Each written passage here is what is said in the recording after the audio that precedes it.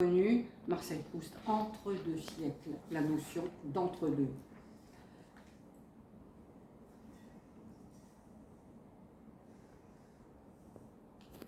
Ça, c'est une digression complète. Je peux ? Oui, j'ai été frappée. Et je l'ai entendu aussi dans cette émission dont je vous parlais sur Arte, il y a à peu près une quinzaine de jours.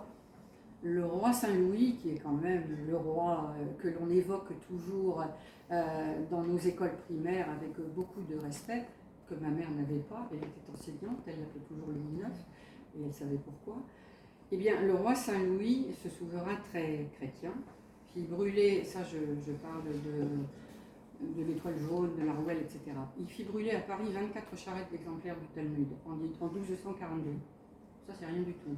Il aurait imposé aux Juifs la porte d'un signe distinctif, la rouelle, 1269. L'histoire des Israélites depuis l'époque de leur dispersion jusqu'à nos jours, elle est écrite par Theodor Reinhardt. On ne retrouve, il parle de Saint-Louis, on ne retrouve point le bon et juste roi que l'histoire et la légende ont popularisé. Dans l'homme qui veut trancher les discussions théologiques à grands coups d'épée, qui trafique, il a vendu les Juifs contre des terres. Qui trafique les Juifs de ces domaines comme un troupeau et qui leur impose le port de la rouelle. La rouelle, c'était l'insigne d'étoile, devant, derrière, jaune, et le bonnet conique, pour les mots de loi.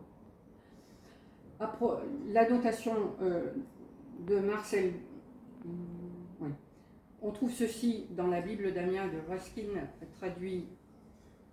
Marcel dit qu'il l'a traduite, c'est sa mère qui traduisait de manière beaucoup plus précise que lui. Vraiment, qui Marcel. Donc, elle dit ceci: l'homme qui se révolte contre l'évêque porte le bonnet conique des Juifs.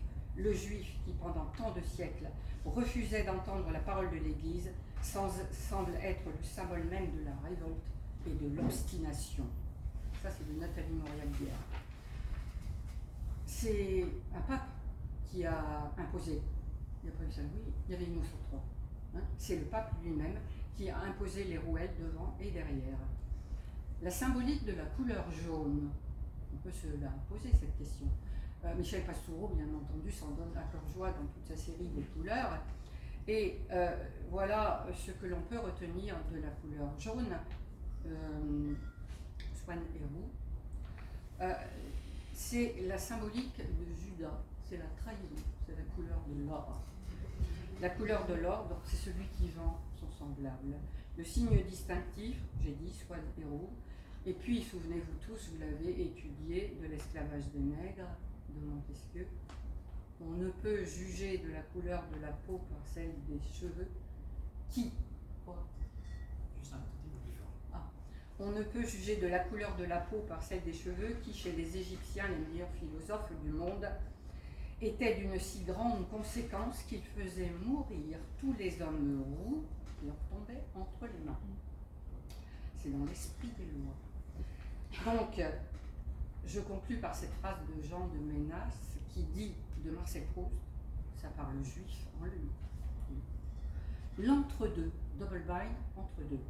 Les intermittences, elles sont là aussi.